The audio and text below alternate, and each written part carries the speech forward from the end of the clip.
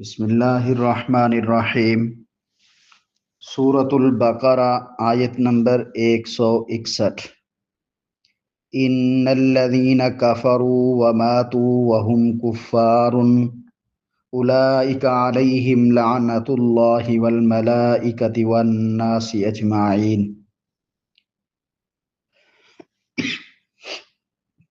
اس سے پچھلی دو آیات میں تھا کہ جس نے حق بات کو چھپایا، ہدایت کی باتوں کو چھپایا، ان پر اللہ کی لعنت ہے اور پھر تمام مخلوقات کی بھی لعنت ہے۔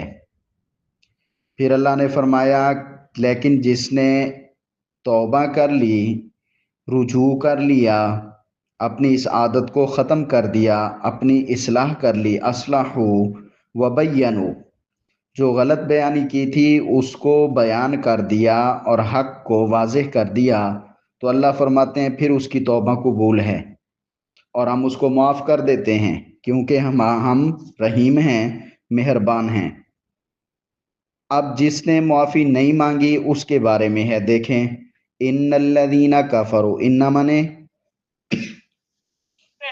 الذین وہ لوگ جو کہ کفروا، واو کا معنی سب، کافر کفر سے ہے، کفر کا معنی انکار کرنا، انکار کیا، کافر ہوئے۔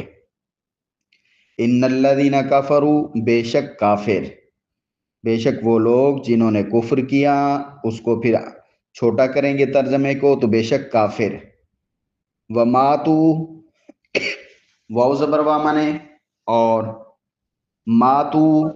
ماتو میں واو کا معنی سب ہے، اور میم الف اور تا جو ہے یہ میم واو اور تا ہے، موت سے ہے۔ ماتو وہ مرے، ماتو وہ مرے، وہم کفارن، واو زبر وا مانے اور ہم مانے وہ، کفارن مانے کافر ہی تھے، کفارن مانے کافر ہی تھے، اس حال میں کہ وہ کافر تھے۔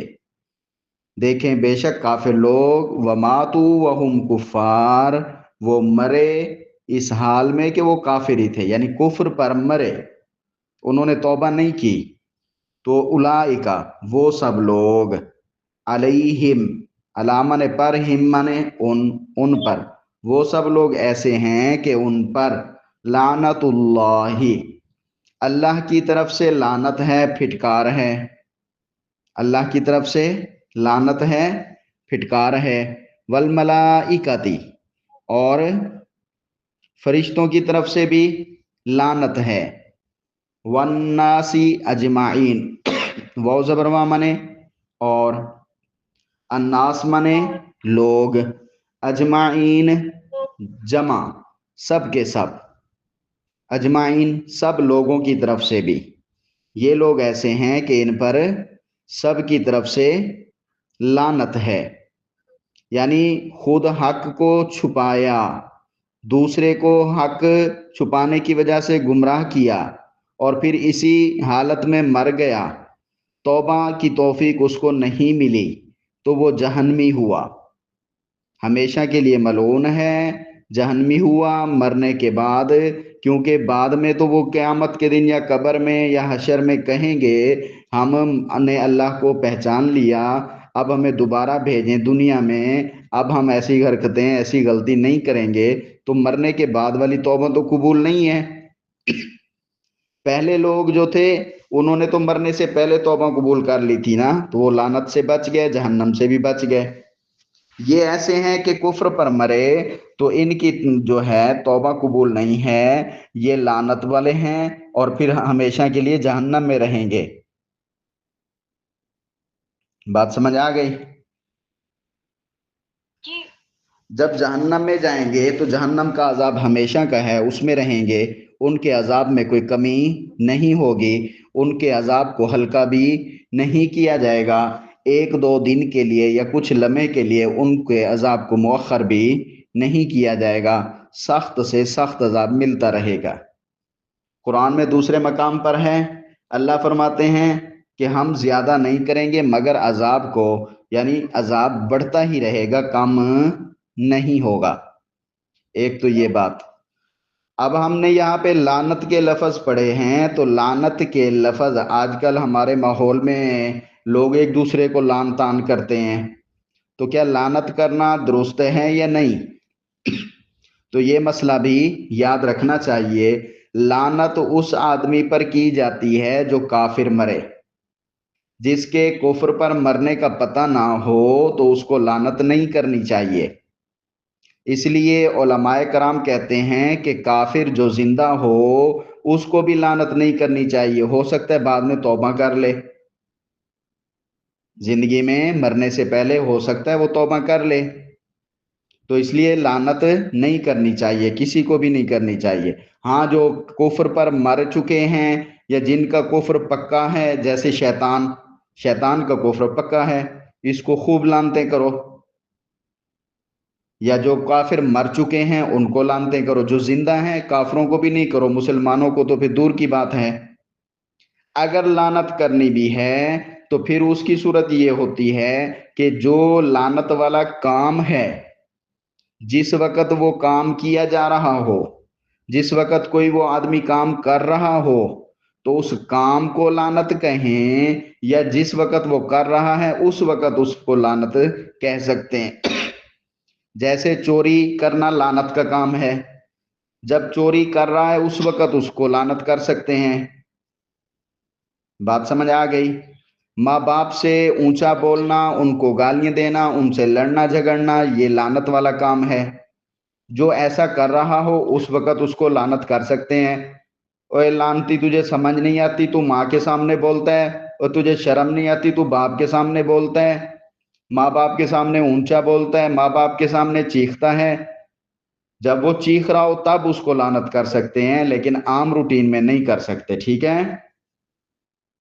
تو اس کا بہتر حل یہ ہے کہ کسی کو لعنت نہیں کرنی چاہیے، اور جو لعنت والے کام ہیں ان سے اپنے آپ کو بچا کے رکھنا چاہیے۔ کبھی چوری نہیں کرنی چاہیے، ماں باپ کے سامنے اونچا نہیں بولنا چاہیے، ماں باپ سے لڑنا نہیں چاہیے، ماں باپ کے علاوہ یہ کیا نام ہے، اللہ کے علاوہ کسی اور کو خدا نہیں کہنا چاہیے۔ اگر کسی کے ساتھ کوئی کام مشترک ہے تو اس میں گڑبڑ نہیں کرنی چاہیے۔ اللہ کے نام کے علاوہ کسی اور کے نام پہ جانور ذبح نہیں کرنا چاہیے۔ نظر ماننی ہے تو قربانی کرنی ہے تو وہ صرف اللہ کے نام کی کرنی چاہیے۔ جو ان کاموں کو اگر الٹ کرتا ہے تو وہ لعنت کا مستحق ہوتا ہے۔ جب اللہ تمہارا ایک ہے تو اس بات کو سمجھو، اللہ فرماتے ہیں۔ اچھا جی، آگے دیکھیں۔ خالدین فیہا، خالدین مانے ہمیشہ رہنے والے ہوں گے، فی مانے میں، ہا مانے اس لعنت میں، اس لعنت میں، اس جہنم میں، لعنت کا ٹھکانہ جو ہے، لعنت کا گھر جو ہے دوزخ، اس میں ہمیشہ رہنے والے ہوں گے۔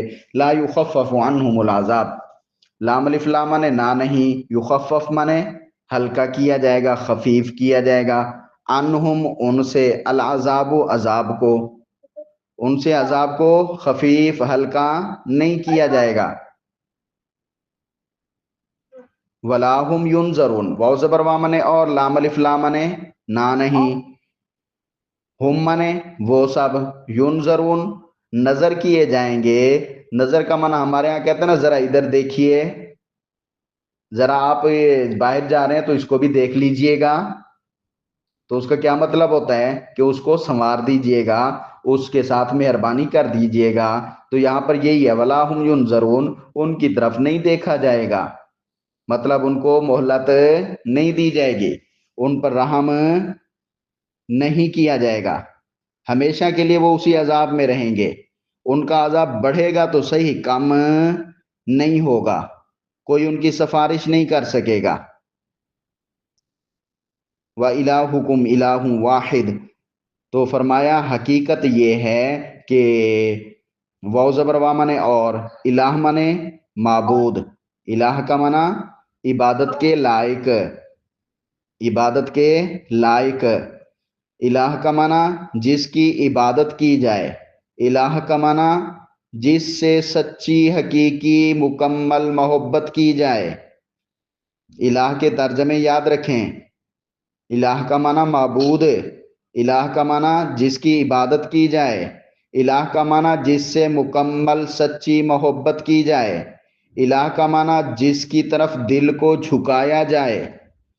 تو الہ مانے معبود، کم مانے تمہارا، الہ مانے معبود ہے، واحد مانے ایک، تمہارا معبود ایک ہی معبود ہے،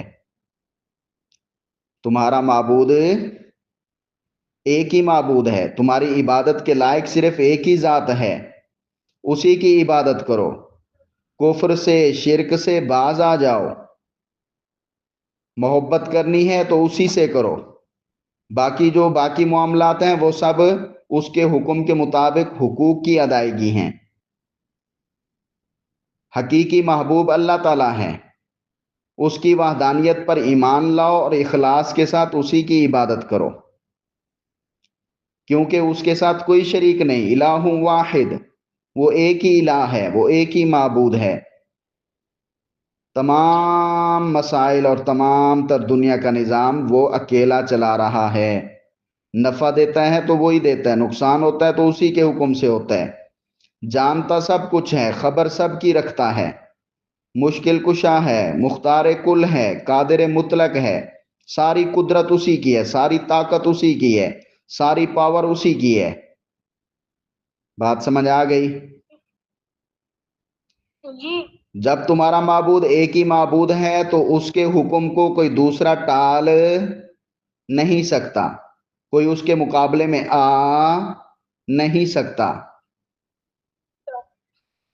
لا الہ الا ہو، لا نہیں، الہ کوئی معبود، الا مگر، ہوا منے وہ جو تمہارا ایک ہی معبود ہے نا، بس وہی معبود ہے، اس کے علاوہ اور کوئی معبود نہیں ہے، اور وہ معبود، وہ عبادت کے لائق جس کے سامنے جھکا جائے، جس کی عبادت کی جائے، وہ کیسا ہے؟ اللہ نے فرمایا الرحمن الرحیم، الرحمن وہ تو بڑا مہربان ہے، الرحیم وہ بے حد مہربان ہے، الرحمن بڑا مہربان ہے، الرحیم نہایت رحم والا ہے۔ رحیم کے ساتھ اس کا رحمت کے ساتھ بہت تعلق ہے، اس کی رحمت، اس کی مہربانی، اس کا پیار، اس کی شفقت اتنی ہے کہ وہ فرماتے ہیں کہ میرے غضب پر بھی میری رحمت غالب ہے، مطلب غصہ بھی کرنا ہو، رحمت بھی کرنی ہو تو میں غصہ چھوڑ کے رحمت کرتا ہوں، تو وہ تو بڑا مہربان ہے۔ اور خصوصی رحمت جو ہے وہ قیامت کے دن کرے گا مسلمانوں پر، کہ پھر اس کے بعد مسلمان جب جنت میں چلے جائیں گے تو پھر ان کو نہ کبھی سر درد ہوگا، نہ بھوک لگے گی، نہ کوئی پریشانی ہوگی، نہ لڑائی ہوگی، نہ چوری ہوگی، نہ جھگڑا ہوگا، بڑے مزے کا پرسکون ٹھنڈا ٹھنڈا جنت کا ماحول ہوگا اور بڑے عیش و آرام سے رہیں گے، یہ اس کی مکمل رحمت ہوگی۔ تو اس رحمان کو آپ نے سمجھنا ہے کہ وہ بڑا مہربان ہے، تو ہمیں اس کے ساتھ اپنا تعلق، اپنا رابطہ مضبوط رکھنا چاہیے۔ اور وَإِلَٰهُكُمْ إِلَٰهٌ وَاحِدٌ لَا إِلَٰهَ إِلَّا هُوَ الرَّحْمَٰنُ الرَّحِيمُ، اس آیت کو پڑھ کر اگر اللہ سے دعا کی جائے تو اس میں اللہ کا اسم اعظم ہے، بڑا نام ہے، اللہ کا بڑا نام اس آیت میں ہے، جب اس آیت کو پڑھ کے اس سے دعا کی جائے تو وہ دعا قبول فرماتا ہے۔ بات سمجھ آ گئی؟ اب جب یہ بتا دیا کہ تمہارا معبود ایک ہی معبود ہے تو اس کے بعد سمجھو ان فی خلق السماوات والارض، ان منے بے شک، فی منے میں، خلق منے پیدا کرنا، السماوات منے آسمانوں کو، والارضی اور زمین کو، آسمانوں کے پیدا کرنے میں اور زمین کے پیدا کرنے میں اللہ کے شاعر کے بارے میں پیچھے بات آئی تھی نا، اللہ کا ذکر کرو، اللہ کا شکر کرو، صبر کیا کرو، اور اللہ کی جو نشانیاں ہیں، جن چیزوں سے اللہ کی طرف ذہن جاتا ہے ان چیزوں کی عزت کیا کرو، یہ پڑھا تھا نا۔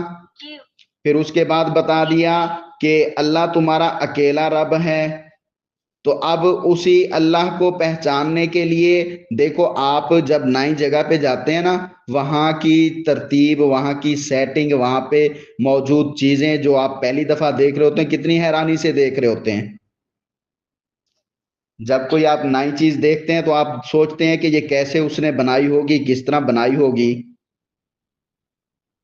تو اسی ذہن سے دنیا کو آپ دیکھو، دیکھو زمین پانی کے اوپر کھڑی ہے، آسمان اوپر کھڑے ہیں، تو ان کو دیکھو یہ کیسے بن گئے۔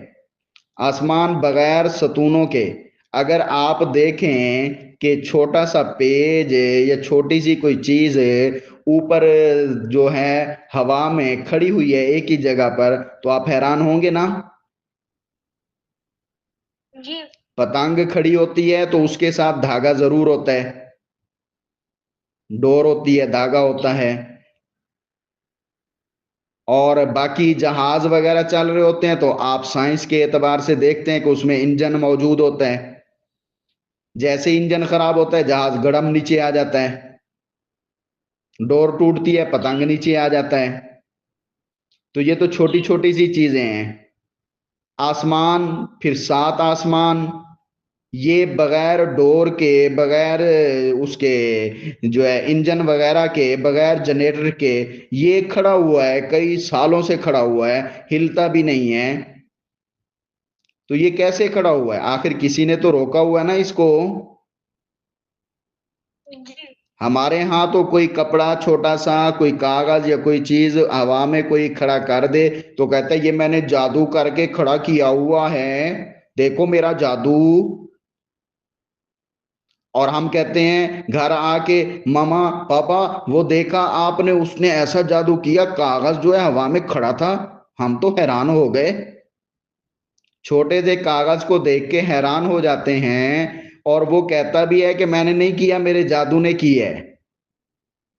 لیکن اتنا بڑا آسمان کیسے کھڑا ہوا ہے، اس کو دیکھ کے حیران کیوں نہیں ہوتے؟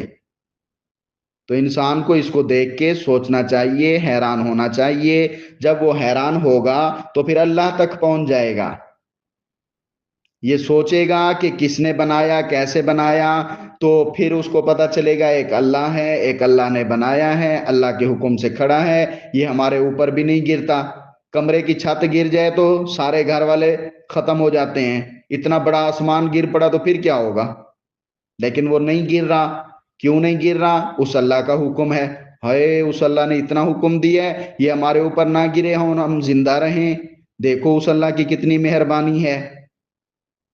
تو یہ چیزیں جو ہیں، یہ ساری چیزیں جب جن کے نام ہم پڑھیں گے نا، ساری چیزیں، یہ تو میں تو پہلے لفظ آسمان پہ بات کر رہا ہوں، اسی طرح آپ زمین کو دیکھو، تو آگے جتنی چیزیں آ رہی ہیں سب کو سوچو گے نا، حیرانگی سے سوچو گے تو اللہ کے بہت قریب ہو جاؤ گے، پتہ چل جائے گا کہ اللہ کیا ذات ہے۔ جب یہ پتہ چلے گا کہ ہمارا اللہ اتنی طاقت والا ہے، اتنی پاور والا ہے، اتنا بڑا ہے، اور سب کچھ بنانے والا وہی ہے، سب کچھ اس کے حکم سے چل رہا ہے، کوئی چیز ہمیں تکلیف نہیں دے رہی، اسی کا حکم ہے، جب یہ ساری باتیں پتہ چلیں گی تو پھر ہمیں اس اللہ سے محبت پیدا ہوگی، ہماری عقل کام کرے گی۔ جب ہماری عقل کام کرے گی، محبت پیدا ہوگی، تو پھر اس کی عبادت آسان ہوگی، جب عبادت آسان ہوگی تو پھر جنت الفردوس کے وارث بن جائیں گے۔ تو اللہ ہمیں جنت الفردوس دینا۔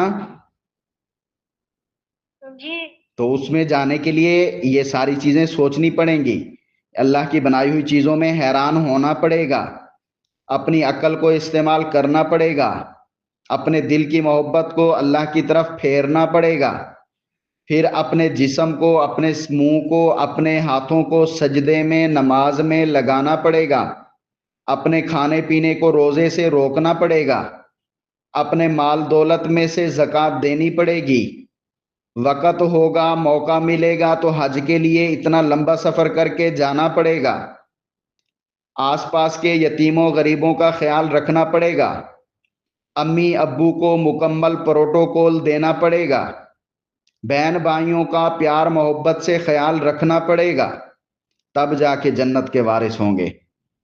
بات سمجھ آ گئی؟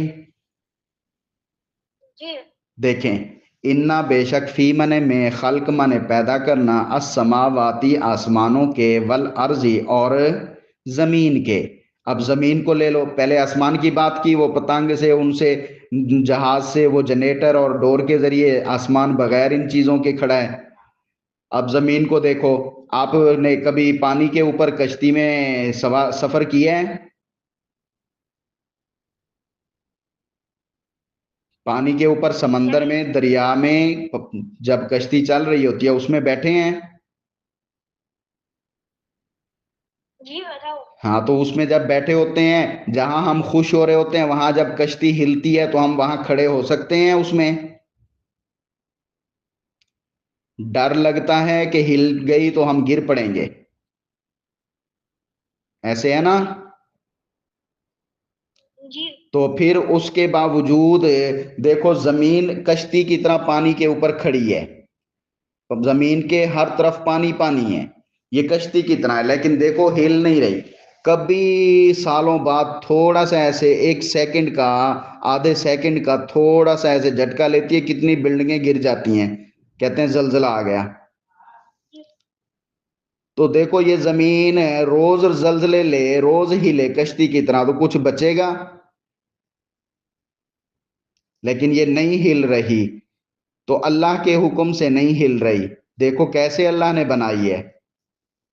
اب یہ زمین ہے، ایک جگہ پہ اگر پانی زیادہ لگا ہوا ہو، نیچے مٹی ساری پانی میں مکس ہو گئی ہو، آپ پاؤں رکھتے ہیں، آپ کی پوری ٹانگ نیچے پانی کے اندر، گارے کے اندر چھپ جاتی ہے۔